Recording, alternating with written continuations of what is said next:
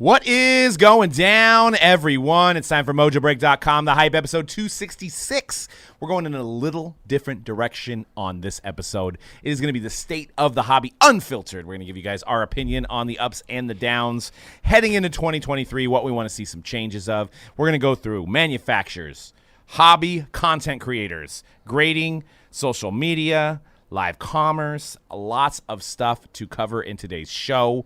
Because, there's a little bit of things dipping around here. So, which I think is, do you dip? I think there's some positive spin to put on that and some opportunities for you true hobbyists out there. But we got a lot of things going on here at Mojobreak.com. Stadium Club Baseball comes out on Friday, as well as Absolute Football. And the one bright spot is Bowman Chrome has been on fire, which you see people complaining that some of the cards are selling for too much. It's a good problem to have. We were complaining that cards aren't selling enough a week ago, but now some of the Bowman Chrome prospects that have never taken the field are selling for too much. I think there was a Jackson Cheerio refractor that sold for like $2,500. So, yeah, I think it was initial sale. Okay, I saw the initial gold to 50 sell for 10. 10K. It ended up at 10? The gold, yeah. Oh, my God. So very limited. We actually went through a lot more than we expected here at Mojobreak.com, but we have more on the horizon. 6-box breaks, case breaks, HTA breaks as well for your Bowman Chrome needs. And a lot of releases coming out in December, so check that out. Is Zach Wilson done as a Jet? Whew, if you go off of Sunday's game, that's probably like a hell yeah, because Mike White looked pretty good. I'm a buyer right now. Looks like a lot of his cards are available from what I've been seeing from some of these buyback products have been coming out. Yeah, we were watching some buybacks today, and people were like, well, they probably made this 2 weeks ago. Here's another Zach Wilson. There was two Zach Wilsons back-to-back. Wow. Same case. Nice. I mean, I've seen other buyback companies do things that are fun, weird, and wacky with remember the Jimmy Butlers? Yeah. Actually, it looks good now, but like at that time, Jimmy Butler, the certified cards were like maybe a $25 card, maybe a $30 card, and I think that one case had like 8 of them. It's crazy. Buybacks are another topic we're going to go into because I thought that was a segue right into it. If you're going on live commerce apps, you're going to see a lot of buybacks, and honestly, most of them are bad.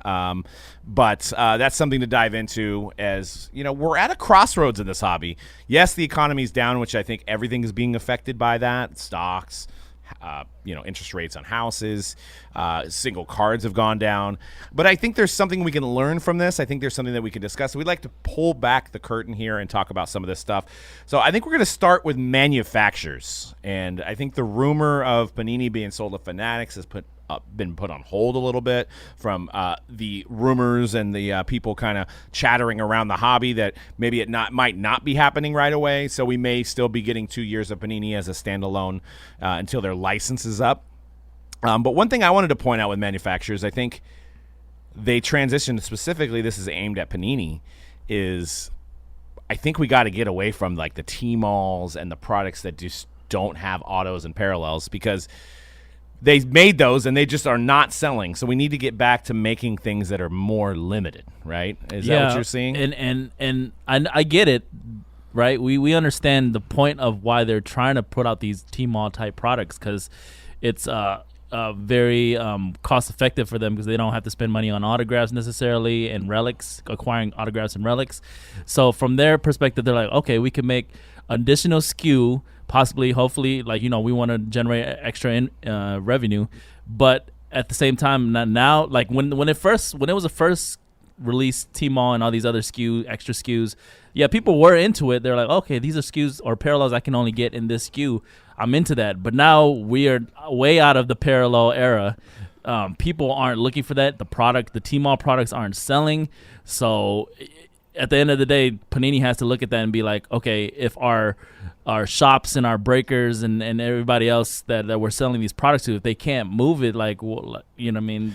And a little bit of background about T-mall is that actually product goes overseas first. So all of that you're seeing in the U.S. it's not selling is because overseas they didn't want it. Yep. Right? So those little parallel boxes, if you go into China and Japan, a lot of their stores are smaller. So the idea was to make boxes that were smaller, because a lot of these stores and these malls are only like 200 square feet. So having little boxes, and it was a way for them to not bank on autograph content. And, like we said before on prior shows, sometimes it takes 6 months to a year for their plan to implement and being mass produced. And I think it was too late. We've moved on past the parallel era, and getting things back limited. It was short-lived. It was short-lived. One of the worst values when it came to one of those SKUs, I think there was a select lucky pack and an optic lucky pack. Wasn't it just 2 cards? Yeah. Yep. But those were at least numbered, though. Yeah, but those, I think originally we were buying them for like something crazy, like $1,000. Like it was like $1,200. Yeah, it was insane. Like like $600 a card. What a time! What a time! And this is all cause and effect of those. Was that like 13 years ago now? When was that? It feels like 2 years ago. It was 18 months ago. So that was a cause and effect of the pandy, legitimately, because But if you would have went back and said, hey, like 2015, hey, we're gonna come out with a product. It's gonna be 2 parallels, like numbered to 7, and it's gonna be $1,200. Like, one, would you have ordered them? No. You'd have been like, you're out of your mind. Industry wide, autos. it would have been balked at. Yeah. That's crazy. I mean, they would have to be like superfractors, like true superfractor, like 101s, like to even justify that, right? Yep. And, I do want to talk about some of the positive things, and specifically looking at 2022, and I'll flip this one to Cody, put him on the spot. What do you think some of the better innovative ideas that these manufacturers have came up with this year that have worked in the hobby? T-Mall? T-Mall. Yeah, there you go. Boy, you are really putting me on the spot. What has Just worked? go with T-Mall, dude. Like something that you've ripped that you were like, this is a fun product. You know what I'll say? One that took me by surprise, and it's the first one I think in a while that took me by surprise, and it's funny because it is kind of like a T-Mall sort of product, but it was like when we were ripping Cosmic Chrome. It's the first product in a long, long time that, or at least this year, where it felt like it gained momentum afterwards. Part of it being that we found out there's a lot less of it printed. Yep. So basically, what did it prove? And of course, the autos in it, there's not as many, but when you do get one, you're getting something good. And you're getting those chase cards that are like one a box or one a case, the great case hits and stuff. So it's something that I think it's just kind of like obvious. Scarcity is really important in this industry. It's what drives. It's what's going to drive interest. It's what's going to drive up a lot of these prices afterwards in the secondary market. And something fun and different, and also a good checklist of. I mean, yeah, we sound like old guys, but good autographs. Like pulling 5 autographs of guys that will never make it. It's like 5 autos, but it's nice to be able to know you're gonna buy a box and like, man, I got like a 1 in 3 chance to like get. A Shohei or an Aaron Judge auto out of this, and it's going to be like a low number card. So I think that might be something that we look towards instead of buying so many things like you mentioned, the T-Mall stuff. Shy away from that, and more scarcity, I think, will make people. And I agree. That was actually the first thing I thought of too. Maybe it's because it's within the last couple of Right. months. Cosmic Chrome? Cosmic Chrome. Topps Cosmic Chrome baseball for those out there wondering what that meant. Conrad's like, don't. He's all mosaic baseball. He's Well, one thing I was going to say, he's all year in and year out. It basically just blows him away. One thing I was going to say Year in and before on the Cosmic Chrome tip is one thing the manufacturers need to learn, because obviously they made less of this because it was their first time out. Now it was widely known as a success. So, but what happens is they start making more in the next year because the demand they think is successful. higher. Right, but then Cody just said you got it. It's all about scarcity, right? Yeah, right. So like. It's a fine line. You're in the business of making money. The more product they make, the more they can sell, the more money they make. So you have to look at it and go, at some point we have to make more product to make more money. Yeah. So you got to find. I think Topps for the last 5, 6, 7 years, maybe decades since we've been doing it. I think they've always been mindful about that because they've already made that mistake. They made that mistake in the 80s and the 90s. So they're always thinking about, like, don't repeat what you've done in the past. But we see what they do, though, with the lights and the sapphires. They made the same mistake. But they add on. They may not do T-Mall, but they're not making – I mean, how much 1991 Topps flagship do you think they made? Boatloads, buckets, But freight containers, freight trains. yeah, Like, freight trains, countries. Infinite pallets. So I mean, yeah, like now they are probably making more cards now, but they have different variations and they spice it up just a little different, just so it doesn't look like it is literally the same product. Now, I have a question for C-Rad. He was about to jump in, but I wanted to switch it to football. Has there been any 2022 football products that have jumped out and said this is an amazing product? And this is an unfiltered show, so say what you need to say. Jumped out as amazing. Like you say, hey, that's a good 2022 product. Leaf Exotic Multisport. No, You know what? I will say that nothing has really stood out thus far, but at the same time, with dealing with this the weaker obviously draft class, nothing has been really too bad either. I feel like we haven't gotten enough products, and maybe we'll get into that a little bit later with what's going on with Panini and Topps and Fanatics, but a lot of the normal products that we would have gotten already, we still don't have yet. Right. So just judging off the few products that we have gotten so far, not too bad. I'm trying to think if any really surprised me. I'll throw one out just because of the circumstances of what happened this year, and I know it gets printed to hell with parallels and stuff, but Select, the fact that XRCs were in there just added this whole other layer to it that I think added incentive that not only are you collecting obviously a great rookie QB class from 2021, but there is that added incentive of being the first to get those. I don't know what the secondary market is on it right now for those cards. I don't know. Fall under the same category though, because it did come out in 2022, right? But it's a 2021 product. It is a 2021 product. Yeah, I was speaking specifically about the 2022 right. draft class. Right. Yeah, I guess that you would could, but be- 2021 Select did come out in 2022, I guess. So it kind of, I know it's not to be it confusing. makes but- it very confusing, but I thought the question was specifically of the 2022. Yeah. I kind of class. aimed it that way, but we'll take that as a good response. You know what? My point of view is, I think the first off the line is a dumpster fire right now. In terms of like, I wish you would have told me that 6 months ago. yeah. It's Like- it just be, and the reason why is because I don't think there's a lot of differentiating between most of the products they make to justify the higher price. I think if you put like black football at Hobby, which we're paying significantly less, like $200 or $300 a box usually, and then you have black first off the line, I don't think the customer cares. I think the customer is going to get into whichever one.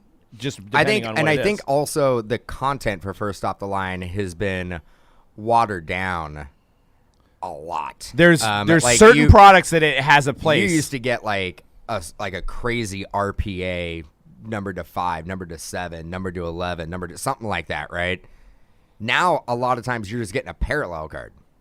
Yeah. I mean, the World Cup was a prime example of like you're getting 2 number to 11 parallels, and we just got done talking about the end of the parallel era and what we're getting in a high-end product instead of it being like they do such a great job in like NT football and NT basketball with the FOTL exclusive. Yep.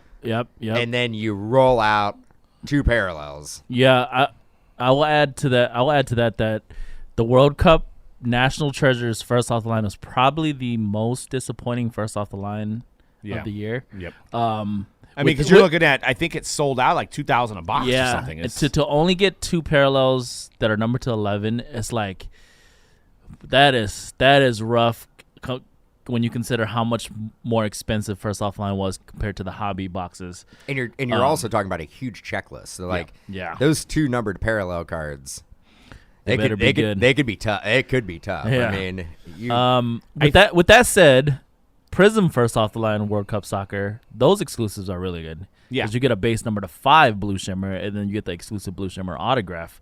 And then I will also add, although for the most part I agree with you, Doug, that some of the first off the line stuff has been watered down, as it always has been actually. And it wouldn't be bad if it was close to the same price as Hobby, or maybe $100 more. But we're talking about sometimes it's $500, $600, $700 more a box. but that isn't any fault of Panini. That is us, the consumers, making that determination of what it's going to sell for. I agree. Yeah, maybe we're a little overzealous, and we're navigating. I think it really breaks down to the fact that we don't know what our allocation is going to be. Like back in the day, we would get our allocation numbers like months in advance. That doesn't really happen anymore. Yeah. So when that first off the line drops, we're kind of panic buying because we don't actually know how much we're going to get of the regular product. And I think that goes across the board, and that's really why those prices get so inflated. Yep. That's true. And my advice, if anybody from Panini is listening, is I think you got to figure a certain percentage is bought by breakers on a lot of the products, right? A lot of breakers. Like, guarantee a street date that I will receive it, and I might buy more based on that. Like, if your regular version of the product comes out Friday, and you're like, if you buy this first off the line, you'll get it Tuesday, I might buy more knowing I had 3-4 days to rip it. Yeah, but we're basically like, we buy it, and then sometimes it comes the next day. Which is insane, right? It's like overnight or the next day. Then it's like sometimes it's a week before they even ship it. We've had multiple releases where we've gotten the first off the line and the regular the same day. Last off the line. Last off the line. And I'm just saying, like National Treasures is great. Stars and Stripes, you're getting a Stars and Stripes RPA, that drives that product. When they had Impeccable the year where they had the metal auto for the rookies only in first off the line, that was great. Like, those things differentiate. But if you just put like one random parallel from the base set, not enough. It's not enough to make me, as a bulk buyer, want to buy that product for $200-$300 more than the hobby when I could just maybe buy more hobby. Well, you have seen, this is the first time in 2 years, you've seen multiple products with Dutch auction FOTL hit the floor. Right. And that's, that is, we had not seen that on anything for 2 years. Yeah. Now we've seen it multiple times in like the last 3 months. But I am excited about Optic first off the line, which we did get some at the floor. Because it's only 24 cards, so it's not the 18 packs that they went back to what they used to do, and it's 3 autos, and I believe all the base, and this is Optic Baseball, all the base is its own parallel, only to first off the line. So I think that's a good idea, and I'm interested to see how that does, because pound for pound, if you compare that to like a Topps Chrome, it's significantly cheaper. So don't get me started on Optic Baseball. I love that product. Actually, I should look to see if you can schedule some, because I ordered that one last week. Once again, if I knew it was coming in, I already put some PYTs up. Yeah, I mean, you guys alluded to it, but really, I just think the thing that would make the biggest difference is having that concrete date to know it's coming here and a wider window. Give it, I don't know. I mean, at least 2 days. At least. I mean, a week would be awesome, but that would tomorrow. be tough. Imagine what. So we are getting it. Imagine if you got the first off the line a week before the original, like the original release comes out. Yeah. Like, that would make people want to spend more on it. But the thing is that Panini hasn't had to do that because it was selling out for a ridiculous amount. Right. Anyway, so and like, they may pivot to that. Yeah, they may. I mean, the market is kind of will speak for it, right? Yeah. Like, and I would imagine as those NBA, NFL licenses start to expire, they're going to have to pivot to that. And I do wonder, because it does sound like that with the T-malls and the parallel SKUs, like Panini went all in on parallel era stuff, and maybe it's coming back to bite them a little bit. When they lose those licenses, then what happens with that? Where you're getting all of these products, where the market's just going to be filled with all of these products with no autos or T-malls or whatever, without licenses. I also think that the on certain releases, and I think it was 2022 Flawless Collegiate FOTL, which I think the only you get like a gem card. I think that's pretty much. I think that's pretty much it, right? And the floor on that was $1,200 a box. I'm like, at the floor, like, it is a brutal rip. $120 a card for the 2022 football rookie class in their collegiate uniforms. No shield chances. Yeah. So. We didn't even buy it. I think we have some hobby coming, which I don't have scheduled. We have some, but that, we're getting the hobby. We got it at a better price. Yeah, like the FOTL. Even if I don't even know what it sold out at, but even if it would have hit the floor, it would have been a bad deal. Yeah. So, well, let's move into hobby content creation, and I'm going to tier this because now that this hobby's been around, you had the guys that started shops, opened up in '89. Those are the VCR guys. Then you got us that started breaks. We're the Blu-ray guys. Oh, I thought then we were, you have I thought we were DVD. I was about to say, yeah. DVD/Blu-ray, and then you got the new guys. Laserdisc. They're the Netflix. They're the streaming guys, right? The disconnect that I'm seeing through all segments is crazy. Now, I know you want to appeal to your market, but I'm specifically going to point at you Netflix guys on this one. Why are we talking about gambling? When you're a breaker, why are you promoting gambling and talking about your parlays? For one, nobody cares about your fantasy team. Nobody cares about Nobody your fantasy. cares about your damn Nobody fantasy cares about team. your waiver wire picks. Nobody cares about your fantasy league. Nobody cares about your fantasy team. Come on. Yeah. Like, I mean, and this is coming from a 10-time champion. I mean, I'm a fantasy champion. I don't care. I'm humble. I appreciate my fantasy team myself. Okay. I've won 10 times. I'm humble. Look. You know, I've got a long Blu-ray career going on. Nobody wants to talk about your fantasy team, and you just went into it. But exactly, I have a walking contradiction. But no, I mean, my point is like, for one, you're selling sports cards. Now, I know some of your naysayers who say, well, sports cards are gambling. That's not up to us as content creators or breakers to promote it that way. Now, yes, somebody's buying the Pelicans, somebody's buying the Hornets because they want to get a card that's worth more than they spent. People buy boxes because they want to get a card more than they're spent. But there is still a segment of people that do collect, believe it or not. But I think the Netflix guys in the business are trying to make it gambling. And I think for one, you're missing the mark. I think for two, it's bad taste. Because, look, I'm not going to tell I want my customer to buy cards. I don't want him to spend $10,000 on a 3-team parlay and lose it. And then doesn't have any money to spend on any cards anymore. So I don't get it. I see multiple Netflix guys out there, you know, and maybe we need to go younger. Maybe Netflix is still kind of old. Maybe we need to go to like Peacock or something. I don't know. But the kids are definitely Peacock. I'll just tell you that right now. Those kids aren't. No, the DVD people are. They're on Peacock. Okay, I don't watch Peacock. So I don't know what's on there. Hulu? Are we? No, Netflix is the right. Is the right terminology one. Netflix here? is correct. Redbox. Yeah. What's next? Disney Plus, I guess. What's next? Well, what's next is that, you know, Amazon's going to buy one of them, Apple's going to buy another, and then there's only going to be like 3 options. So get ready for that. So, I mean, you got the VCR guys that are afraid of the internet, that they don't really promote much. They just have their card show open from 9 to 5, and they don't typically sell during the hours they're not open. And then you got the DVD guys that are, you know, we're in the middle. You know, we got the shops, and we do social media, and obviously breaks and stuff like that. And then you've got the guys that came in like 19 or 20, probably more specifically 2020, and those guys were sneakerheads. And they're involved. Like they're talking gambling. I mean, they are literally. But we have been doing this a long time, 12 years, and we've been told like, do not blur those lines between card collecting, box opening, case opening, box breaks, all that to gambling. Like, don't talk about them as being the same thing. And now you have some of these influencers that are doing exactly what we were told not to do. Right. Like. Well, and it's a different world, too, than it was, 10 years ago, where I don't know how many states off the top of my head. I mean, that's a good point. It's kind of built into where you're from. It's Right. kind of built into your culture now, right? Right. Like, if you can just go on your phone and just start betting parlays, it isn't illegal where you're from.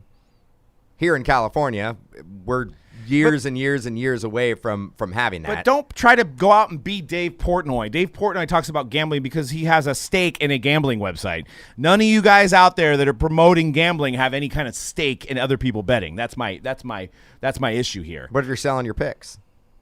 Well, if you're Vegas Dave, then you have a whole other side business.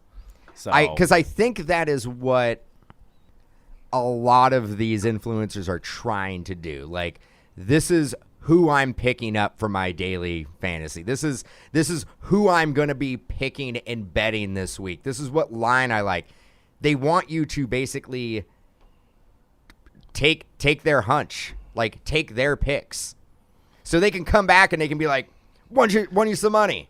But what does that correlate? Yes, I don't. What does know. it correlate with sports cards?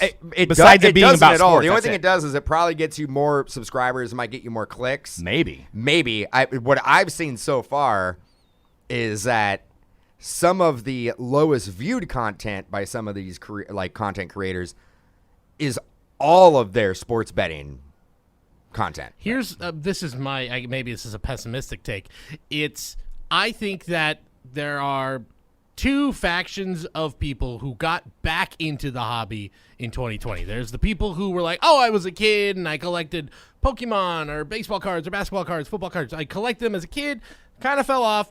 Then, every pandy happens. I'm bored. What am I going to do? Oh, these cards are making a lot of money. I've got cards. I used to love doing that." And now they're back in it and they're like, it's fun. I forgot how fun this is, and they've got kids of their own and they're passing to them. Then there's the other side, I think, that skews a little younger. I'm sorry if this is old man yells at a cloud, but that skews a little younger, that all they saw was, look at how much that LeBron James card went for. How do I do that? I need one. I need one of those. Exactly. And so now that there is the perception in their minds that the well is running dry a little bit, they have to pivot. What's making money? Oh, sports gambling is being legalized everywhere. It's the next thing. We got to get in on it. It's also a place to make a quick buck.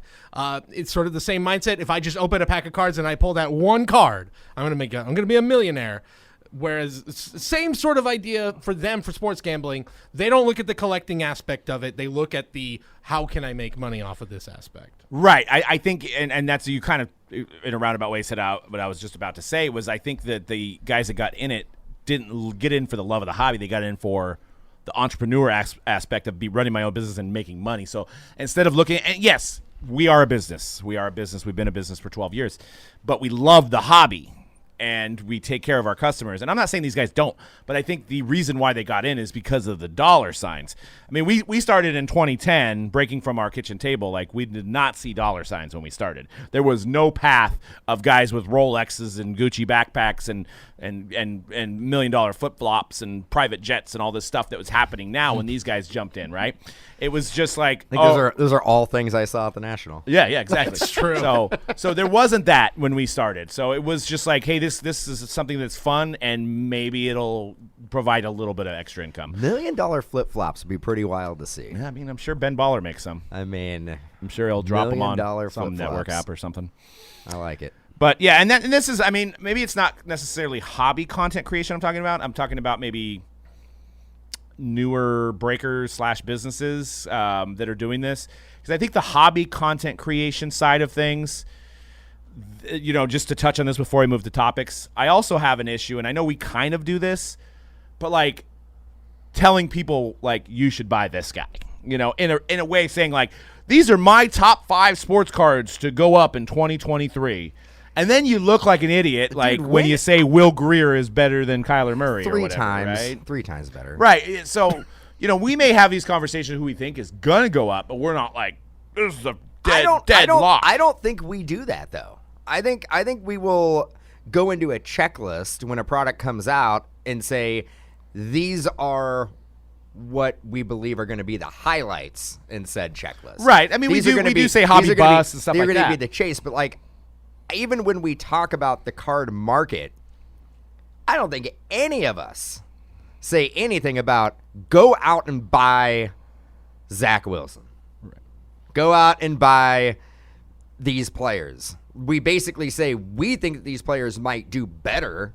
The market might be down on them, but I don't think any of us have ever said go buy these players. At least not for probably 3, 4, 5, 6 years. There might have been segments where we did that. And I think people try to quantify the data and compare sports cards to stocks and stuff like that. And you can't. The one guy's down from the next to up, down, left, right. It's just there's no pathway to success, really. I mean, there may be some guys that sell subscription service that'll disagree with me, but I think it's just you collect what you like. If you get something that you want to sell that's nice, sell it. I mean, and replenish. But let's move on to grading.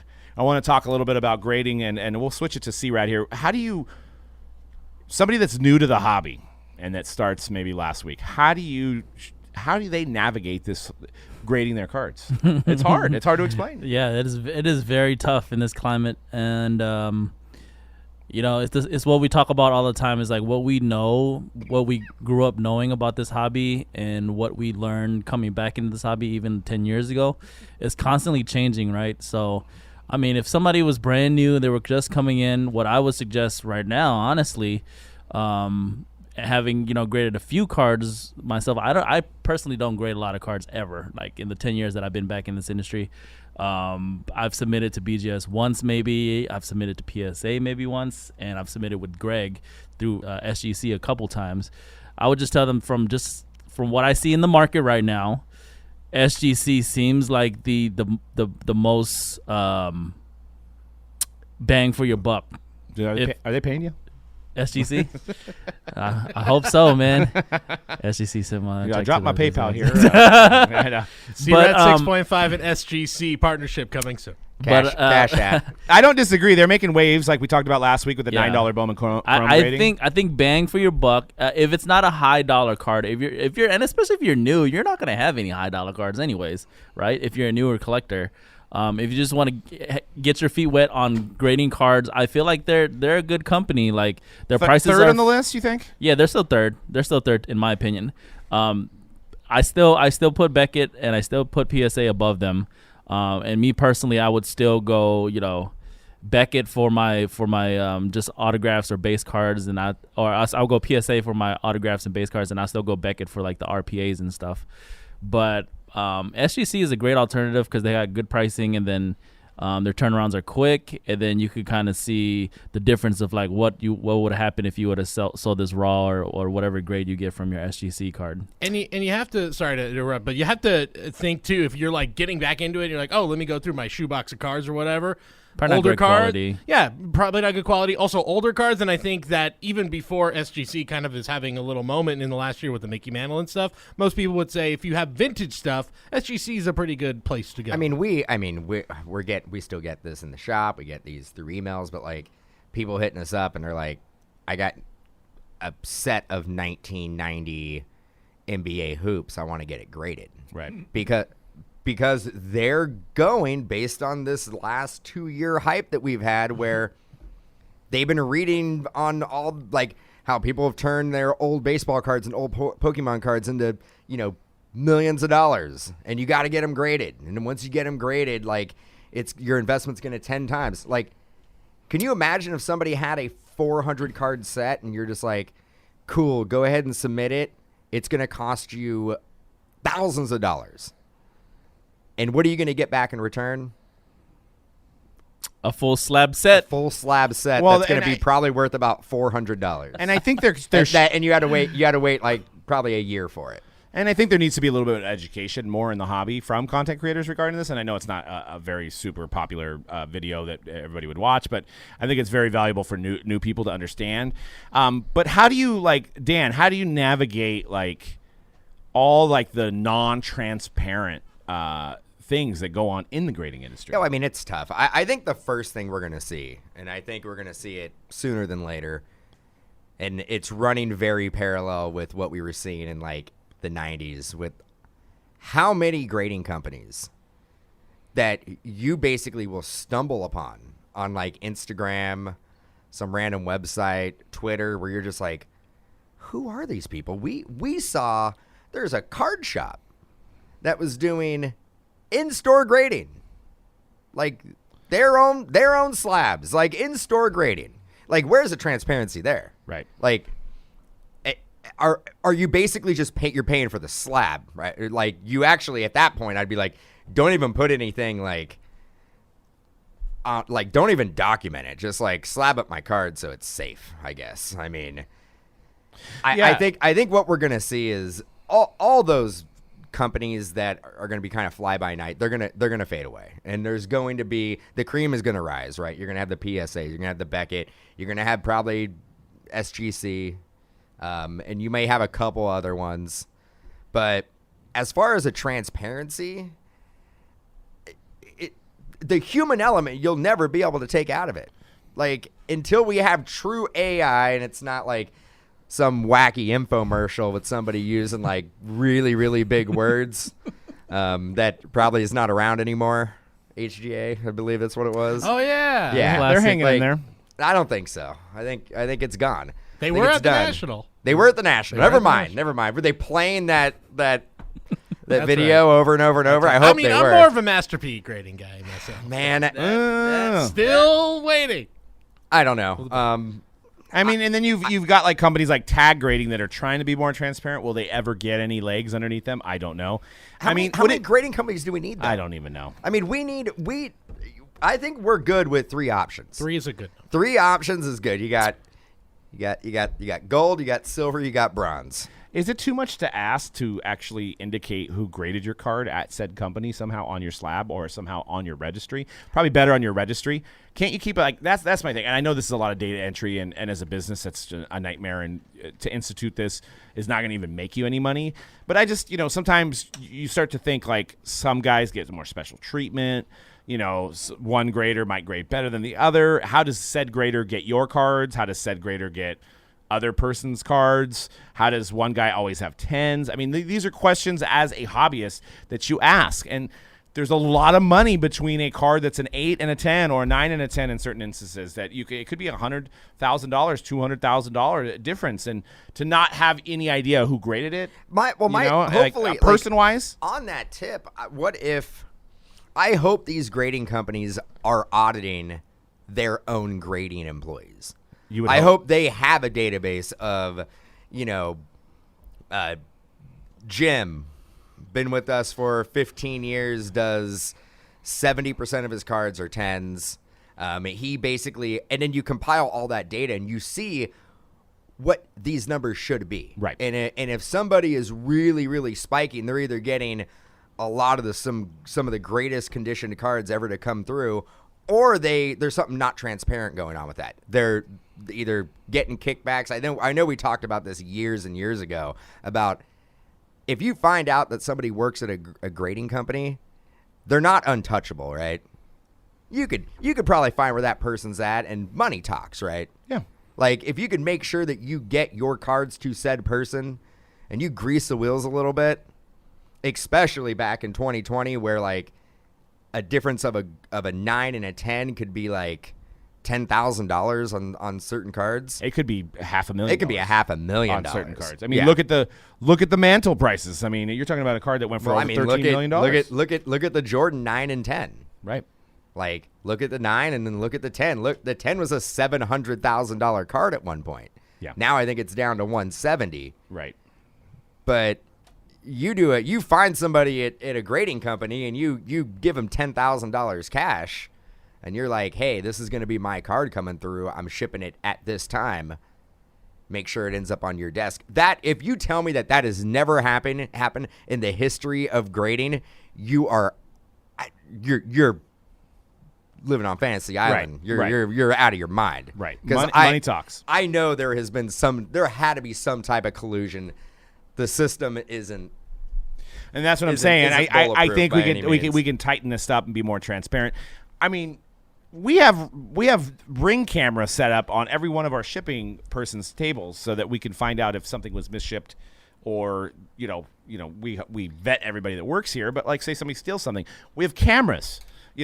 Can't you just do something similar to that at every grading station, and then maybe make that even public just to see, like, this is the process. Maybe don't show the person's face that's working for you, but just to make that more public they don't want to show what one of Cody's favorite phrases. They don't want to show you how the sausage is made. That's right. They don't want you to take their trade secrets. They don't want their trade secrets, which is ridiculous what we're talking about, because it's not engineering. It's literally literally a person with like a monocle. Just like sitting there, like. I'm now imagining a bunch of fancy lads with top hats and monocles at PSA. Top hat, that right there would be a great skit, to just basically be like, okay, we're gonna go behind the scenes of our grading company, and it's just dudes in top hats with a monocle, and walking in and twirling their cane. That's hilarious. I love it. Hey everybody, thanks so much for watching The Hype. Before we get back to the action, we want to let you know about the brand new eBay Vault. Now, why vault your cards with the original marketplace? Well, that's because the eBay Vault isn't just a way to protect what you collect, it's a new way to trade. Not only have your cards never been safer thanks to their secure, climate-controlled facility, but you're also locking in real savings. You pay no sales tax when you ship to or transact within the vault, and there are no storage fees for 2 years. Just imagine what you can do with all that money that you're saving. And with the eBay Vault's seamless in-app experience, you can track, buy, and sell your cards in real time. From listing your cards in seconds with eBay Collection to tracking trends with the eBay Price Guide, managing your collection is more seamless than ever before. The eBay Vault. Buy, sell, secure. Now, I want to stop and do a little quick summary, and I want to ask Dan this question. Out of these three topics, we have the manufacturers, we have the hobby content we talked about, and the grading. What's the biggest difference and takeaway from 2012 to 2022? 2012. What's the biggest difference? Oh, man.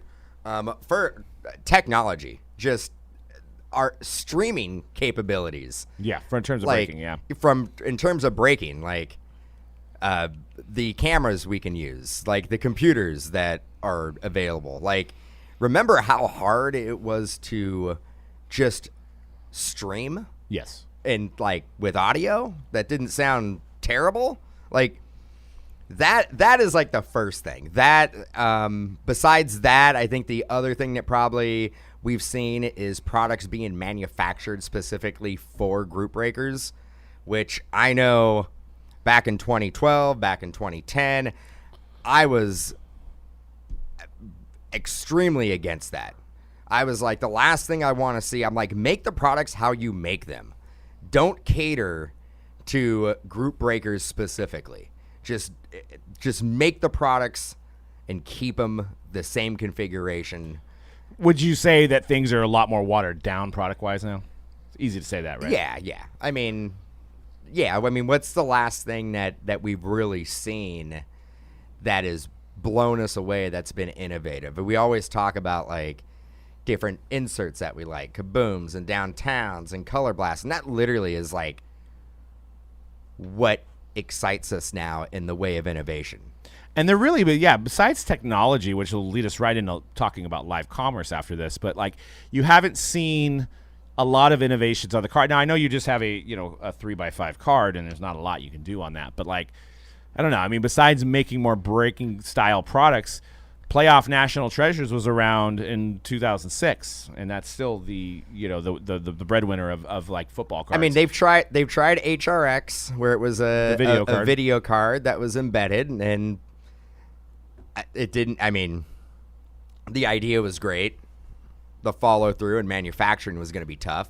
But again, we haven't seen anything really like that. Like we use so many QR codes. We talking about NFTs like a year ago, and we were just like, NFTs are gonna be the new rage. And I think that was the big bet. I thought those were gonna really like transition into the physical cards, and I feel like we moved on from NFTs. That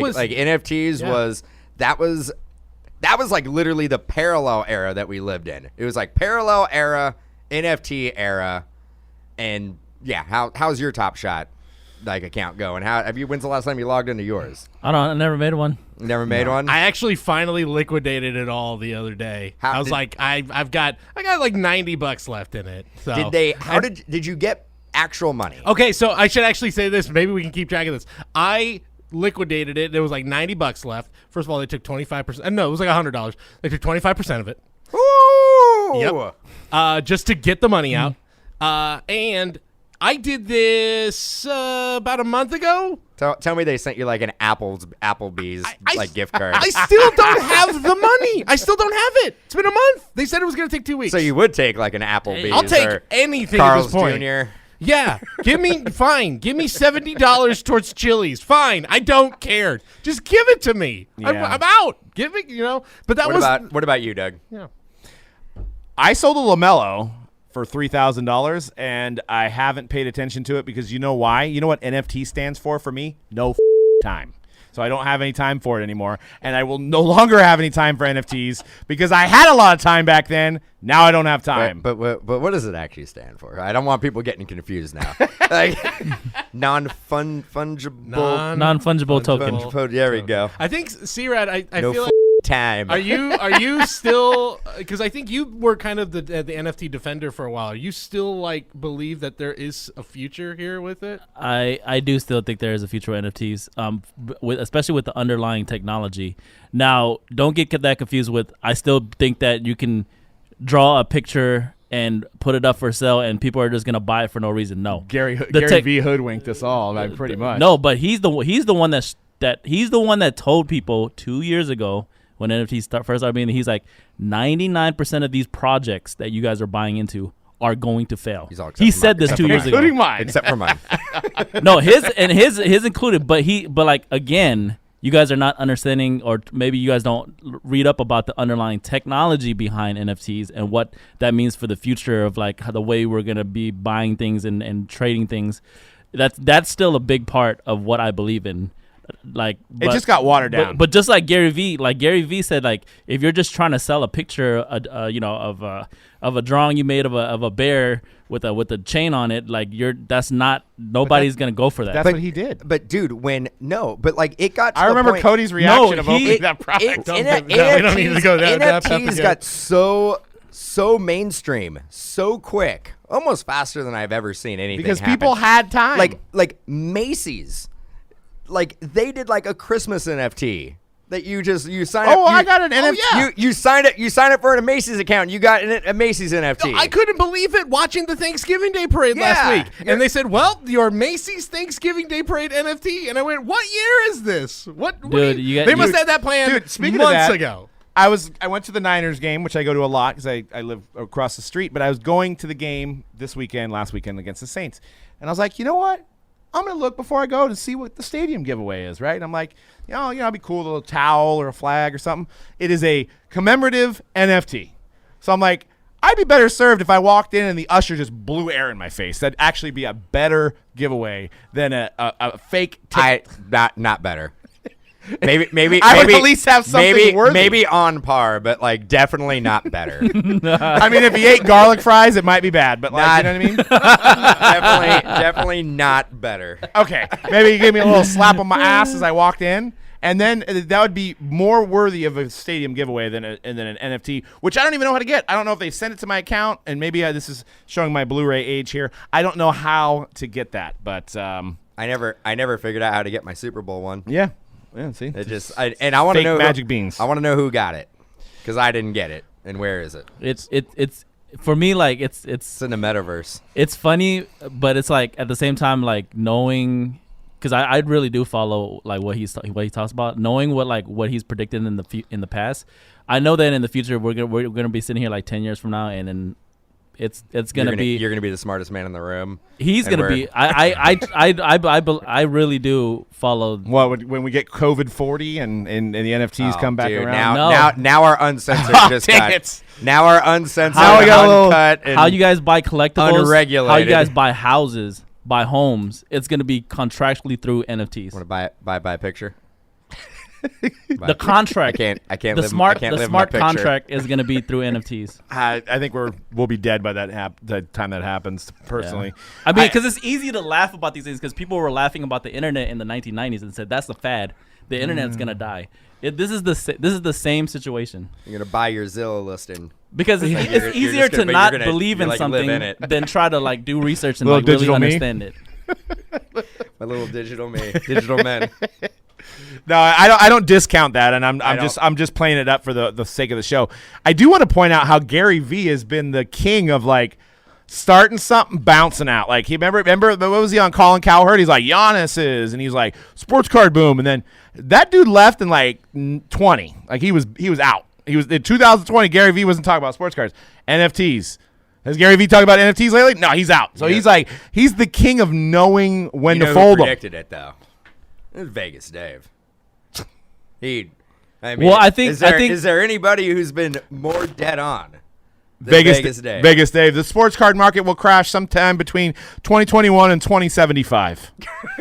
That was his prediction. I mean, I view it as maybe not like, yeah, he's like, I don't think he's necessarily not interested in cards anymore, because he obviously is. He still buys cards.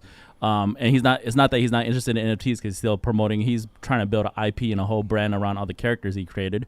But it's just, maybe he left because he understands, like, once it all drops like it has been the last year, then like he focuses attention somewhere else. Yeah. Well, not just that he's trying to move on and go into the next thing, but it's also like he understands like the blame will be all on him if he would have just stayed in this whole time, right? Right. I don't believe the narrative that he's a pump and dumper, which a lot of people do. But I think he does have a good key eye to know, what's on the up. Yeah, like he probably didn't buy the mini disc players, back in the 1996. He probably wasn't on that trend. He probably knew. He probably knew that mini disc was not going to be the wave of the future. But he knew when to cash out. He's probably whatever he's on now. He's probably going to get out when he knows. He's just going to know. He's going to have a feeling. That's how he is. Smart guy. Gary, if you're listening, that $50,000 is a little too much for your marketing program. Can we do 25? 25,000. A little too much. A little too much for your marketing. We'll throw in a box of V friends. We got it laying in the back. We do have some. It wasn't even like hands on. It was like you're just gonna watch a Zoom video. Right. Yeah, it's probably his team that's handling it. Obviously, I have an NFT on that one to do that. Like, yeah, I mean, I don't. It is weird. I mean, I'm not denying that NFTs can come back, and I know that like one thing that people do talk about with NFTs going forward is like the utility attached to it. It's the smart contract. When we're talking about NFTs, you get I feel like everybody's just thinking about a JPEG of a picture. Yeah. But they're not talking about the technology behind it. Right. And I'm talking about the technology. I'm not talking about any kind of little kids drawing. Well, I think what happened, and I don't disagree with you, is I think that there is to put it in like an understanding perspective, is there was like 5 worthy ones and there's 10,000 bad ones. So I think you've just too many people have gotten burned to the fact that like me, like where I'm like, I don't even know what to go. There's no direction where to go. What's going to be worth it? I mean, and then you throw in there's 75 different cryptos that you can buy that all have gone down. So you know what I mean? I believe there's more than 75. There's a lot. But guess what? There's only probably about 2 if you're into that are probably worthwhile. So right. I guess same thing. So you're just getting lucky there. But we're definitely spending a lot of time on these topics. We have a lot more to discuss in this episode where we're pulling back the curtain and we're looking at the state of the hobby as we head into 2023. And I mentioned live commerce. I don't want to spend a whole lot of time on it. I think for sports cards, there's some bright views on the horizon for live commerce, but I feel like we're far from being there. I think Whatnot just lets anybody and their mother stream on there, and there's no policing anybody really. There's no vetting. The vetting process is the cream rises to the top accounts there, and I think they allow people to break product early. They allow people to break rules. We've got people shuffling cards and doing their own buybacks, and the buybacks aren't even numbered, so you have no idea if they know what's already in their buyback and they're selling to their friend the better cards. There's a lot of just. There's just like a flea market. There's a lack of transparency when it comes to buybacks. Like, I mean, we do them. We've been doing them for a long time. But we are extremely transparent. We don't build as we go. Like when we do a release, it's like a 20 case run. It's all packed, numbered, and we actually record the process of recording like the numbers that are on the cases. And we don't. Once they're done, that run is done. Yep. What I see a lot of times, I mean, I watched somebody today that was like, oh, these must have been packed out 2 weeks ago. If you know about like building buyback products and you're actually putting time and effort into doing it, you're not going to be able to build a product run in 2 weeks. No, not at all. And get it like packed up. And because I got to say, like a lot of the packaging looks good. It looks good. That's time consuming. So I don't know specifically, but I do believe a lot of these repacks are being repacked as they go. Right. And then you've got, probably Loop is the second for sports cards, which both of these platforms aren't international as we speak. So you only have, I think, Canada for Whatnot. I think Whatnot's trying to expand more. Loop only in the U.S. So if you're a business, you're only limited to U.S. So that takes a lot of big spenders out for basketball and soccer, for that matter. And Loop is very only iPhone sensitive. I believe you can only buy Apple Pay, which is a challenge. And like I said, we're still in the early phase of live commerce. eBay, we did our for the eBay Live. We made a good amount of money in an hour. I mean, it was very successful, but sealed product, more like a home shopping network type thing. I don't think they want to go down the path of breaks. I don't think they will be going down the path of breaks. We'll see that. My question to you guys, too, is it crazy to think, are we ever going to get away from just having a vertical phone? I mean, I was thinking about it the other day. That's how lazy we are as a society that we can't even turn our phones this way anymore, right? I mean, we have to it's like can't even go this way anymore, which is kind of preventive when it comes to brakes because, like, I now have just a narrow vertical point of view when boxes are bigger. You know, things I want to have going on could be bigger. But we've reduced ourselves to just having the vertical point of view. Dude, if I'm on YouTube on my phone, like I turn my phone. So do I. too, but Like, a lot of people don't. A lot of younger people don't. Like that is like one of the main reasons why I don't really care about the content on TikTok because I don't like I don't like looking at my phone that way. You know what I like about YouTube now on the phone, because I experienced it as I was watching Ty and helping out Ty last night, is that on the phone now you can actually like close the window and it's smaller and you can like go navigate through your phone. I love that. Pretty awesome. I think so. And you don't have that when you're doing the live commerce because you have to do it all on the screen. So it's like you want to check the score of a game or you want to go on Twitter while Or you're you're doing gonna it. text somebody real quick. Right. So I think we're a little far away for live commerce. But do you think live commerce is the way, let's say, and I'll send this message or I'll ask this question to Cody. In 10 years, what percentage of live breaks are going to be on live commerce apps? Ooh, man. That's a really hard one. I don't want I don't I think there's a place for it, and I think it is going to be really big. And I think that we're in this infancy stage right now, and there's a lot of good signs. There's also a lot of really troubling signs, in terms of some transparency, without naming any. I don't want to name any names, but until that gets fixed up, and I think what's really going to change it is a big money name getting behind it. That's why the eBay thing is really exciting to me, because it is a legit name who has been doing this for a long time. I don't know if they'll get into the breaking aspect of it, but also, money talks at the end of the day, and like they'll probably see that as like, well, we're a legitimate name. I don't know if that's what they're going to do, but I could see somebody, a website that has a big name that has done the type of stuff that eBay has done, commerce, of online commerce, e-commerce, and we'll just see that opportunity.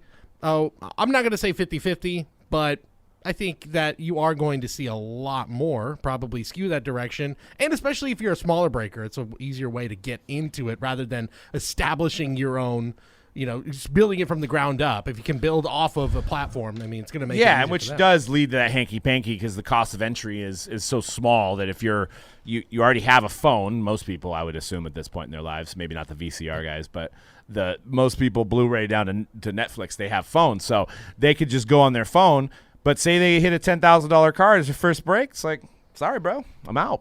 I'm done. Yeah. I mean, I think as looking at the major e-commerce platforms right now, I mean, we got to think about, they haven't been in this platform, in this realm for a long time, right? Like it's been 2 years, maybe 3 years for one of them. When they were raising all their money and doing all their, prospective earnings and like basically, doing their sales pitch to get everybody on board. When were they doing that? In the spike of all spikes in this industry. Yes. So their earnings were probably going to be 10 times the amount at this point than they actually are. Right. So I think you're having investors look at basically quarterly reports going, hey, like these numbers don't look like what you told me they were going to look like at this point. What's the future? Like, where am I going to get my money back, or am I just going to basically be out? Yeah, and I think that that's unfortunately what happens when companies bring in other investors, because you're spending other people's money at that point, right? And you have to be held accountable for what your earnings reports are. And that's why we had a chance to bring an investor, and it was somebody that we know and trusted and knew had the money. But being able to have to answer to that person, you know what I mean, and also be mindful of their ideas in their pockets, and that's what I think these companies are having to deal with. And I wanted to talk about the percentages. I think as a business, what we've learned on there is, I mean, both of them are around 8 to 9% as a seller, and we're dealing with shrinking margins. So you go back to the boom, some breakers were able to make 20 to 30% on products that came out because they went up. They'd bought it early and the products went up. Now we're looking at margins that are shrinking. So you're shrinking your margins down to 10%. If you give a live commerce platform 9%, you're just wasting your time. You're just not making any money. You're just opening it just for the love of it, which is fine. But like that's the problem as a business, especially as a bigger business. But these smaller breakers and operations have in the last 2 years like scaled up. Like they probably have shipping staff. Right. They probably have retail space, or they probably have like warehouse space that they have to pay for. That if they're running on a 0% margin, I'm not a math genius, but that doesn't tell me that there's a lot of revenue for shipping staff, accounting, store manager, lease. It's almost all that geared. stuff, It's so- almost geared to the one sole proprietor who is going to break and ship and list himself. I mean, it works for a card shop to use that platform during downtimes. If you don't have anybody in the shop at that given time, Right. throw on your phone and hope that somebody comes in. Maybe you can like rip a quick Clearly Authentic box and get it like packed up and shipped out before, you have a wave of customers coming in. What do we think about the future of the card shop?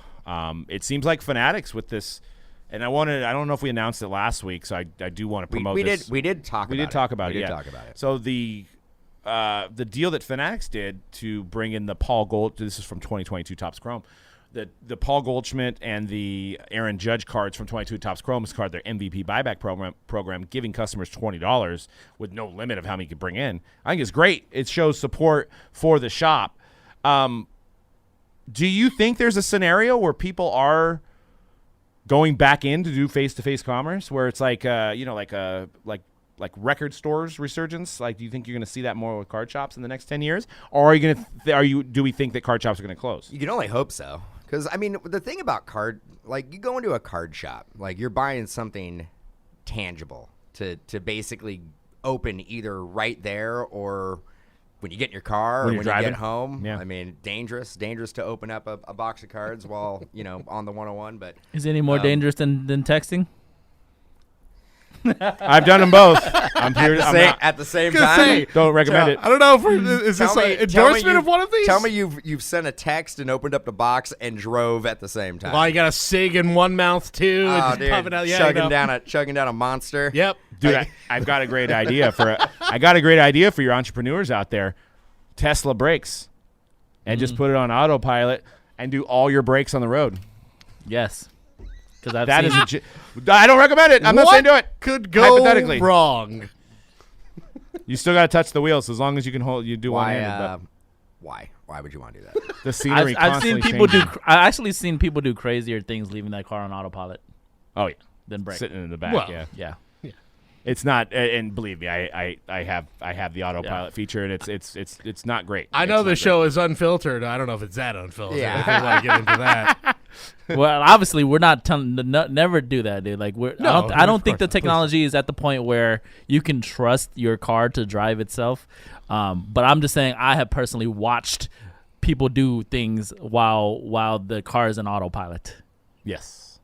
Yeah, you can use your imagination there, but yeah, I don't recommend it. But I think it would be maybe be the passenger in a moving car, and that would be your background. You're like, today I'm in Vegas, tomorrow I'm in LA, and then next week I'll be in New York, and you're just driving and braking. So on autopilot, can you ghost ride the whip?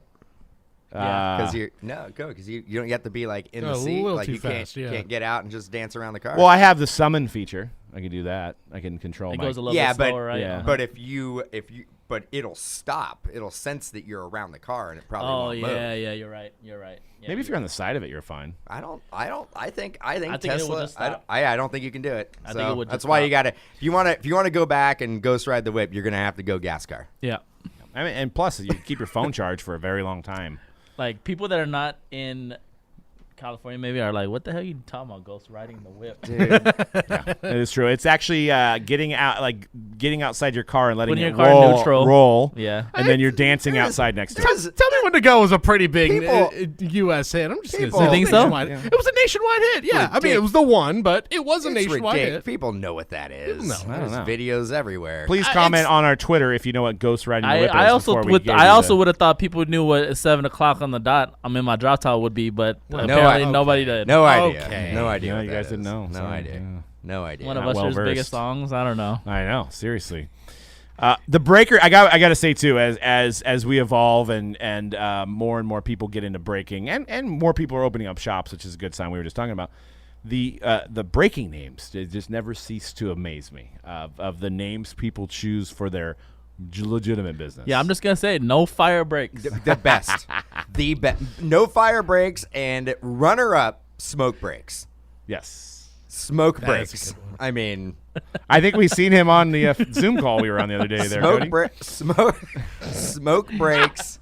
No fire breaks. No fire breaks. But no fire breaks. But their slogan is "Don't let the name fool you." Creative. We pull fire. That's too long. First like of all, there is a lot going on. if I'm a new customer, I'm not reading your 20-word slogan. I'm looking at your that's your break name. Don't You're telling let me the there's no name fool fire. you. Well, and and there's a few of our friends that have names this way too. But like when we started Mojobreak, there was no Mojo parallels. And there still to this day is not a box called Mojo, right? So, Yeah. but there's been companies that have gone, and there's still some around that have named their companies like Elite. It's like so you're like. You only breaking Elite, or our friends Dynasty. I go in there and I expect Dynasty baseball. Tops Dynasty baseball. You know what I mean? How about bench warmers? Yes, there was bench warmers that didn't do the bench warmer product. I think there was our guys Platinum. I mean, not our guys. What but about like, Triple Diamond? Well, that's not a product, is it? Diamond Icons? Diamond Icons breaks. Well, I guess they're not Diamond Icons breaks. There but- is a, and I don't know what company it is, because there used to be Panini came out with a company or a release called Pantheon. Pantheon, yes. There's a company that's doing a buyback product. They're calling their and, buyback and Pantheon. it's called Pantheon. Pantheon. And I don't even know if Panini knows about that. They'd probably frown upon that, right? Could you name your company? I mean, I don't like Panini breaks or Tops breaks. I mean, Don't think so. but you're like maybe with You think two Panini N's, would be one pissed P? about that? Panini? Tops breaks. Yeah, imagine. Yeah, you're on Panini breaks breaking Top Series 1. I don't think that would go well. Yeah. Well, and we've seen multiple people rip off like the rated rookie logos in their logos, or the actual Panini logo as their Yeah. logo. Yep. So we've seen that around the hobby, and there's been some interesting uses of creativity over the years. But do I think we got to let C-Rad go here, right? We'll See you guys in the next episode. we'll finish this episode out for the next. You gonna ghost 10 ride the minutes. whip while leaving? Yeah. I don't think we have too many more things to cover in this Unfiltered show, but I did want to touch back on buybacks. A lot of people doing buybacks. A lot of companies, a lot of breakers making buybacks. A lot of companies popping up in this boom, so to speak. And I think as a buyer beware for your as a customer looking to buy into these, because there is a great ROI on a lot of this. You know, you buy a box of Topps Chrome and say you spend $250 and you get $20, and that's not a great ROI. A lot of these buybacks are, the worst you're going to do is half your money back, which is better in certain scenarios. But I think what you need to look out for is to make sure that they have all the boxes made at once, so they can't pack as they go. And when you buy it, they should be randoming the box. I watched one today. Guy said, "Which box do you want?" And he picked the bottom box. Who's to say that the best card's in the bottom box, that everybody that's in the know is in the know, and you just have your buddy buy it? I mean, there's a lot of things to consider when you're doing buybacks. What do you think needs to be the appropriate ROI for a buyback? I think the worst you should do is half your money back. Okay, because we were watching that same one today. We saw a $750 box yield a $75 card. Yeah. That should never instill confidence in purchasing from that company or that buyback product ever again. Like, you should never. I understand cards do go down, but that card never sniffed $750. Right. Unless there was like a $50,000 card in a run, and that's you got to make up for that. But I also don't think that is. And there's probably like a segment of the hobby that would enjoy like those ultra high ceiling cards. And I want that one chance at that card that could be like $10,000. So I will deal with most of the cards being like $75 to $100. But I don't really feel like buyback products should be built that way. No. And this whole floor ceiling thing is a Netflix guy type deal that we never went to, because we instilled confidence in our products and people knew they were getting value when we make them, when we do them only as breaks so that it's built around breaks. But like, I think the floor ceiling thing makes it more confusing and allows more hanky panky in a sense that you could put the floor and people have to be okay with that. And I don't think you should be okay with that. I think the company that does it the best is DA Card World. And I know people have complained about their products. They make a lot of them, but they make it a pretty fair bet. You don't get completely killed when you get a bad box. You may not have a $20,000 card, but for every one $20,000 card and a buyback, you got to have $140 cards to offset your cost. So that's the challenge, is trying to find those nosebleed items, but still, when somebody does bad, have an item that has potential that they're not going to get like buried on. I mean, I think we go back 5-6 years. I think Leaf was by far the best in the industry when it came to buybacks. And they've stopped. They haven't done as many lately. And I think now, like, I would agree. Like, Hit Parade probably is kind of leapfrogged them in that buyback segment of the hobby. But you can go on one of these live platforms and you could find 20 buyback products that I've never even heard of. I don't know where you buy them. Like, that's another thing. The transparency is like, can I go to this website and buy this for myself? Can you give me a sell sheet? Can you give me anything about this product? No, I could only buy it from whatever break company. Nutsack Breaks. Insert crazy name here. I know us and Leighton had our spin-off company, Nutsack Breaks, but that's what I feel like is going on. It's Nutsack Breaks and Nuts Volume 1 is, what we're doing. The Nuts Volume 1. Yeah. The nut. I mean, that actually probably is going to be taken. The D's Nuts box. Nuts boxes. But I mean, there's ways to do buybacks the right way. I think I agree. I think every card, if you were to sell the boxes individually, and that's kind of how we see them digested now. You go on all the e-commerce platforms, and most people are they're not doing them and digesting them in group breaks. They're doing it as personals. Right. And dome rips is what I think they're called. Right? For your VCR people, doesn't it feel like Vegas Vacation? Like, how many fingers am I holding up? Doesn't it kind of feel like that sometimes when you're in those rooms? What's the number I'm thinking of? What's the number I'm thinking? See, I didn't even remember it. I wasn't even right on that. But it's like, here's my buyback box. What number am I thinking of? Oh, you gave me $700 and you got a $60 card. But you know what? There's got to, and you always and then there is the talk down. Then there's the next 10 minutes is talked about how this player like has a lot of upside. It's one of the best products. It's like a good auto. I think the grade, you can resubmit it and it can get like, it's just, what can I do to basically talk you off the edge about how terrible of a purchase you just made? Let me give you something for like $50. And we were not even making it up because we saw it today. We saw it today on the old knot. I wanted to on the old dub knot. The dub knot. I did want to conclude this by saying, and maybe we all make our statement here. I am hopeful that this little bit of a dip that we are facing, which is based on the economy, will weed out a lot of this. And true hobbyists will stick around. Like I said, we've been doing breaks since 2010. We've been doing podcasts since 2010. So we started out as you guys call it side hustle, the Netflix guys call it side hustle. We started out as a side hustle, but we loved doing it. It grew into something much bigger than we would ever have imagined. But in our hearts is this hobby. So I think there's too many guys that if you opened up their chest, there'd be money signs falling all out of it. And I'd like to see those guys kind of move on and go and find another get-rich-quick scheme that's going on in somewhere in society. Doug just became the get off my lawn guy. I'm just saying, you own a card shop now. that is. Did I transition to a VCR guy? Yeah, you actually just went a to, Betamax. You just went VCR. You went VCR on us right now. Maybe Laserdisc. Okay, Laserdisc. No, you went VCR. You went full VCR.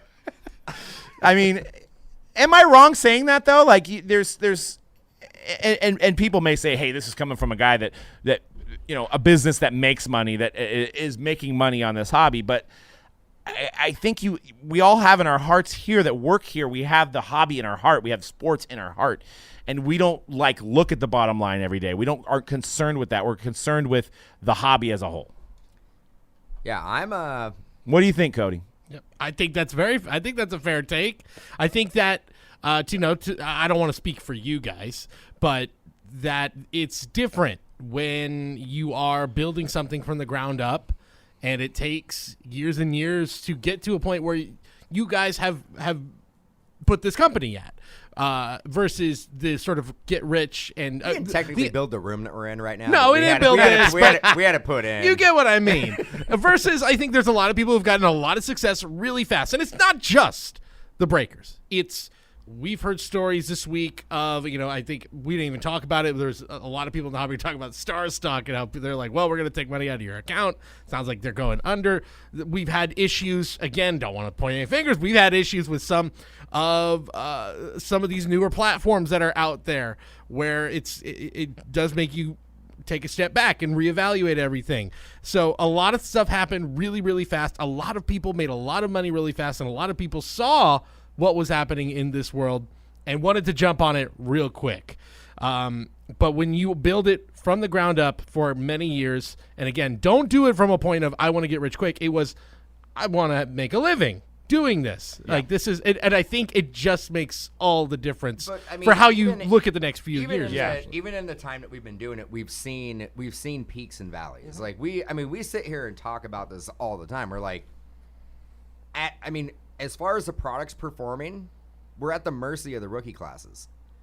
We went 3-4 years in almost every category where the rookie classes were amazing. Perfect storm. So it was a perfect storm for this industry just to kind of take off. But from 2010 to 2012, it was a completely different market. We saw a little bit of a peak in 2012 with Andrew Luck and Russell Wilson and RG3 and players like that. And we saw it again in 16, 17 wasn't big. Big now looking back on it, but there's always been these peaks and valleys. And we kind of built this business based on that.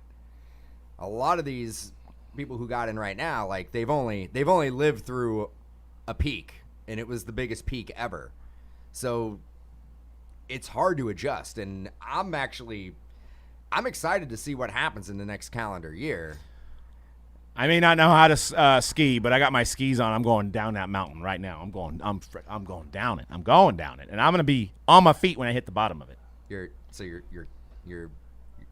carving down the black mountain. I am. I'm carving it, man. Carving down the black May mountain. fall along the way, but hey, I'm going to get right back up. And I think something to keep in mind too, especially for those who are fairly new to it or coming back to this hobby, is are things down from 2 years ago when again it was this almost impossible to reach peak, seemingly impossible to reach peak that happened 2 years ago.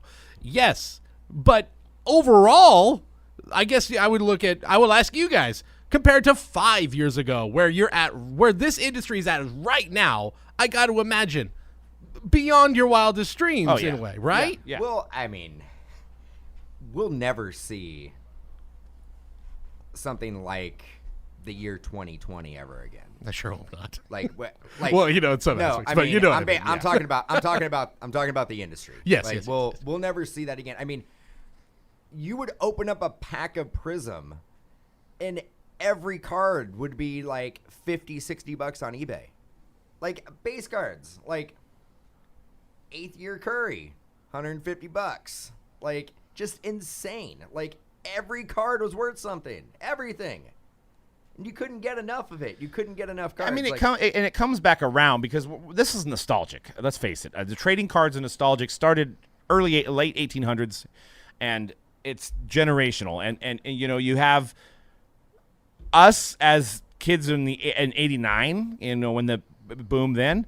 That we became adults and close to our 40s that had money to spend on the hobby that we loved when we were kids.